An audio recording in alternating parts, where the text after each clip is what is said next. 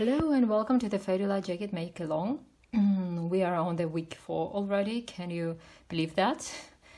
We have already finished the yoke and the sleeves, and today we will continue working on the lower body, building the mosaic pattern, and hopefully we will finish the body of our jacket this week. The mosaic pattern is made with both yarn A, which is whirl in our case, and yarn B. For the 2 whirls option, you will continue using both cakes for the lower body here, and you will alternate the cakes after every 4 rows, and I will show you how it's done a little bit later. Here I would like to show you the difference in looks between 1 whirl and 2 whirls option. Here is the black and white sample made with 1 whirl, it's size medium. You can see that mosaic is continuing to fade from one shade to another, and regardless of the fact which yarn tail you used to begin your yoke, if you started with the outer tail or with the inner tail, and if you have the dark solid shade or light solid shade, it doesn't matter, you will still get this fade on the lower body part. So this is medium made with 1 whirl cake, and you can see that mosaic is not very deep here because I didn't have a lot of whirl left, so I was crocheting with 1 whirl until it was over, and at the very bottom I continued with just 1 shade, yarn B, with the same stitch patterns for the yoke to finish the lower body. So you see that with 1 whirl option for the medium size, I have not very deep mosaic part, and then the rest is made with yarn B. For smaller sizes, accordingly, you will have this mosaic part a little bit deeper because you will have more whirl left after the yoke. Here is another sample made in size medium but with 2 whirl cakes. You can see that the mosaic is longer because this is the first size we can use 2 whirls for. You can also see that the mosaic pattern begins with a little bit darker shade than the yoke because we used the whirls for the sleeves. You see we stopped with this color and continued with the same color on the lower body. So here we can see that the mosaic pattern is a little bit deeper, and the very end is finished with 1 shade. And here is another version made with 2 solid shades. You can see it's also very nice and contrast, and mosaic looks just great, and just a little bit is done at the bottom with yarn B. So whatever version you choose, whatever length of this pattern you have, it will look great. And now I will show you how you will do the mosaic stitches on the lower body and how you will change the whirls for 2 whirls option.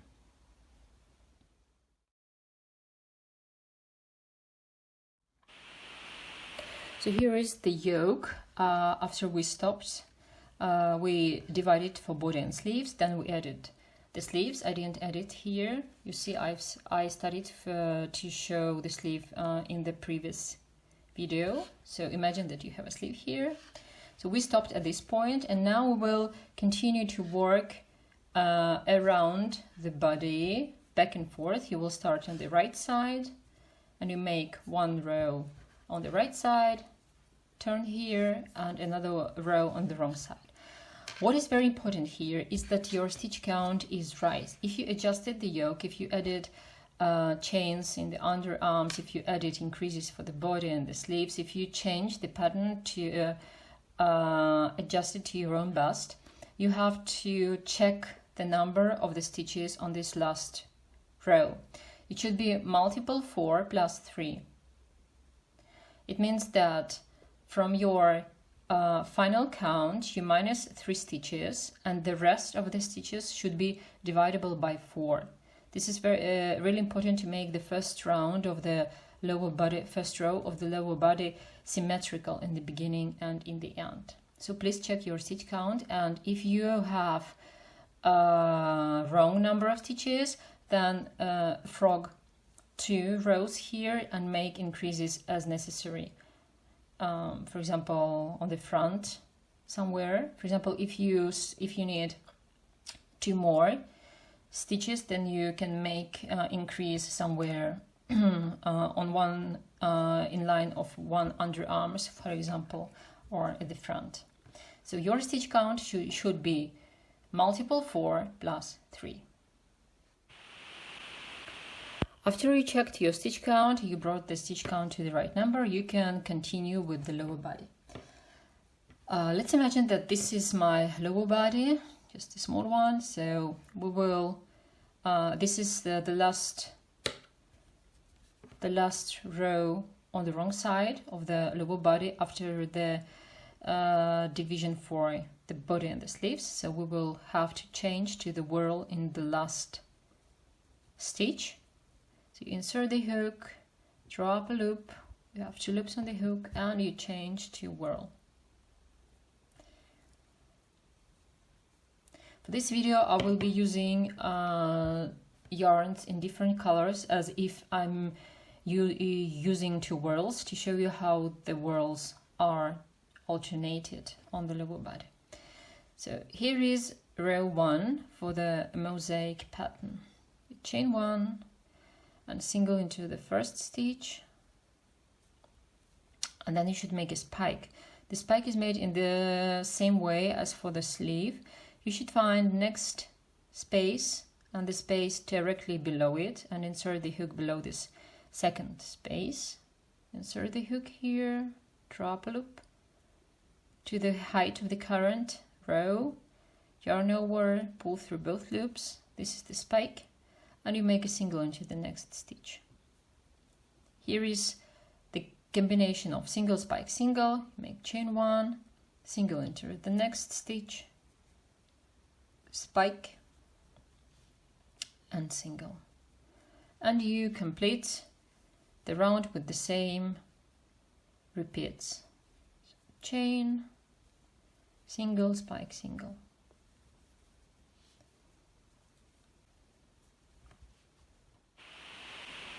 And last repeat, chain, single, spike, and single into the last stitch. You see the beginning and the end of the row are the same. This is what you should have on your lower body, and this is only possible if your stitch count was right after you finished the yoke. Another important thing here is that, as you can see, we make less chains on this row. We make spikes instead of chains. It means that the yoke gauge might change a little bit and it might become a little bit bigger. So you might want to change to a smaller hook for this part of the pattern, or you can just try and crochet a little bit tighter than you did for the yoke. The main thing is to keep the gauge the same as for the yoke and for the sleeves, so that there are no bumps, the back is not baggy, and that just everything is smooth and straight. Here was the row 1. Row 2 of the lower body is made on the wrong side. Chain 1 and make single into the first stitch. Now we will continue with the same pattern as for the yoke. Chain and single, and we will skip spaces, and also we will skip the spikes when we reach them. So chain 1, skip the spike, single into the next one, chain 1, skip the space, single into the next one, and so on until you get to the end of this row.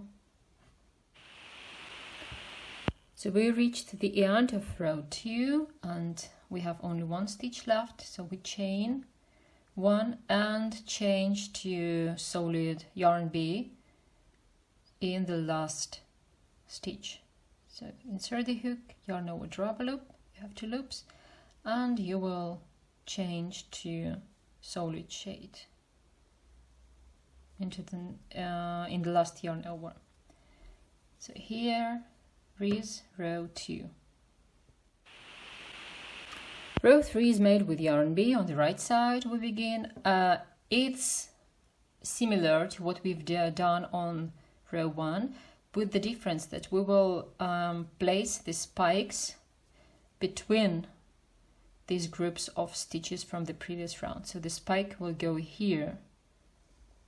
It means that we chain 1 to begin, single into the first stitch, chain, and here we will begin the repeat of these 3 stitches. Single, spike below this 2 loops of different color, and single, and again chain 1, skip space, single, spike, single, and we continue with the same stitch pattern to the end of the row. Here is the end of the row, and we only need to chain 1 and single crochet into the last stitch. That was row 3. Row 4 is the same as row 2, so we will again continue with the same stitch pattern as for the yoke. So single, chain 1, skip space, single, chain 1, skip, spike, single. So we count the spikes as the spaces and we skip them when we reach them. And we continue with the same stitch pattern to the end of this row. This is the end of row 4, and in the very last stitch we should change to whirl again. So we chain, insert the hook, drop a loop, and if you are working with 1 whirl, so you will change to the same whirl again. But if you are working with 2 whirls, you should change to new whirl here and make next 2 rounds with new whirl. So you see that new whirl, each new whirl will be changed after every 4 rows. 1, 2, 3, 4, new whirl. 1, 2, 3, 4, new whirl. And you will have longer floats of yarn on the sides. I will make a few more rows to show you and come back to you later. I have made a few more rows with whirl and yarn bee, and you can see that the pattern is already here. So the spikes of the same color are aligned. Here is the yarn bee spikes and here is the whirl spikes, so they are placed directly one above another. And I'm at the end of the row again on the wrong side, so now I will have to change to whirl, but because I'm using 2 whirls option, I will change to this light beige whirl again. We are making it on the last yarn over, so you see that I need to bring up this whirl from the very bottom up and change to whirl here. So I will have a longer float of yarn on the edge. It will be hidden later with the bands. So again, make sure that you don't pull too much and that it's not too loose. Just make the float just right, so that it's not pulling, it's not too loose. Fix it with the chain and you are ready for the next row. So here is the mosaic pattern for the lower body, and after you use up the entire whirl cake, you can cut it and continue with the yarn bee, but not with this stitch pattern. Please come back to the yoke stitch pattern, so you will just be making again only chains and singles, and you will work as long as you need to reach the desired length of your jacket. We will not have any ribbing, we will just leave the hem as it is with this stitch pattern with the chains and angles. So that was week 4.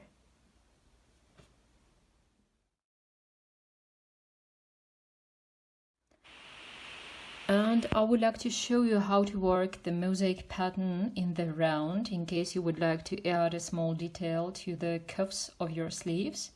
So here is one of my jackets, and you can see that I added this stitch pattern with the spikes for the cuffs, and now I will show you how to do it.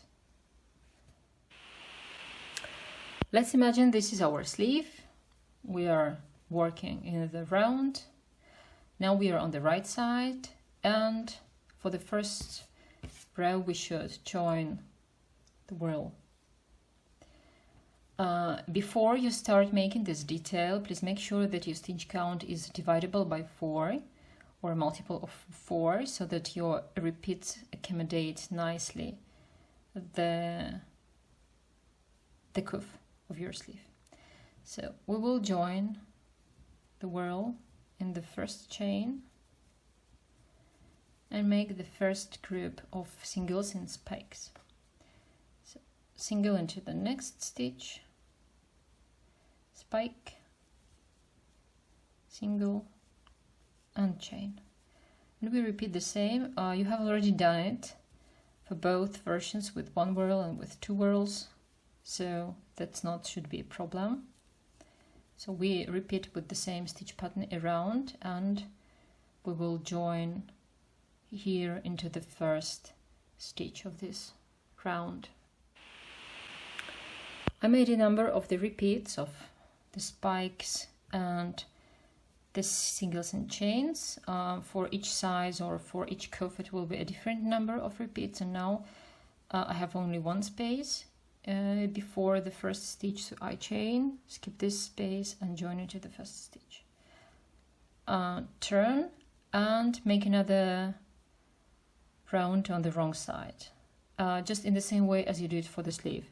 So you chain 2, this will be the first space which you should mark, single into the next stitch, chain 1, skip the spike, single into the next stitch and chain 1, skip the space, and continue with the same stitch pattern around the sleeves until you come to the beginning of this round.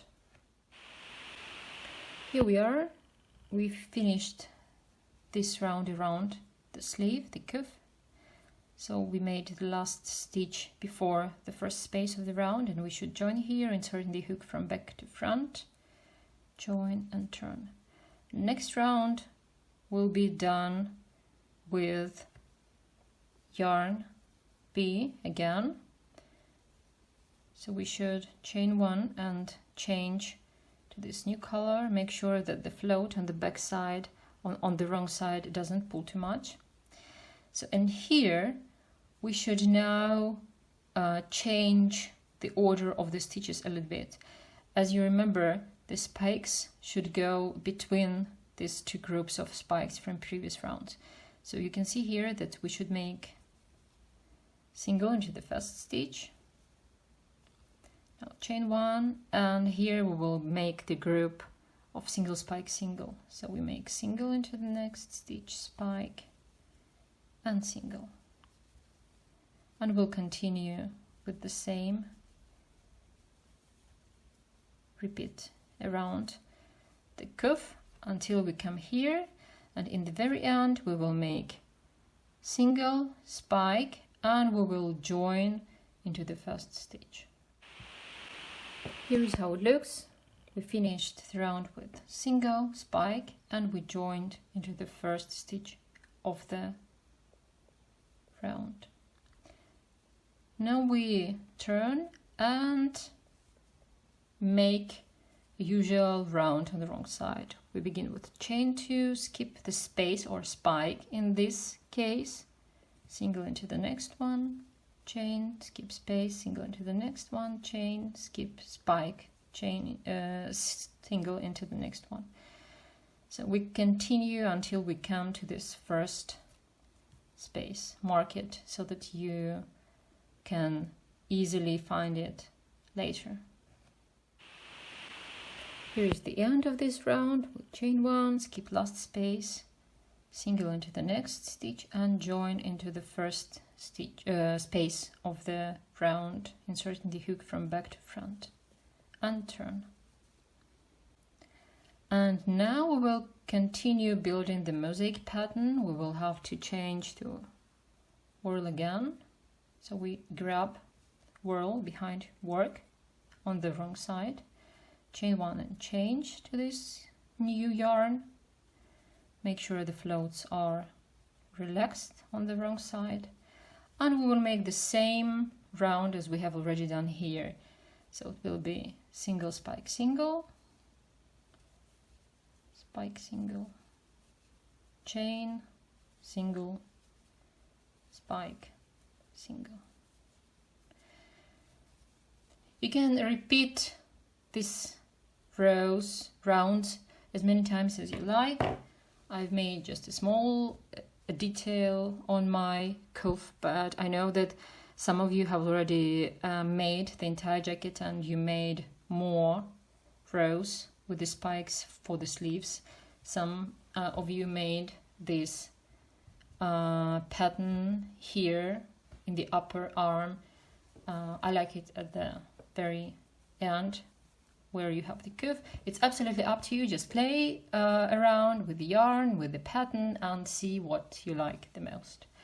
And see you next week when we will finally finish the jacket, the Fade-to-Light jacket. We will be adding the bands, and that will be the end of the make along. See you.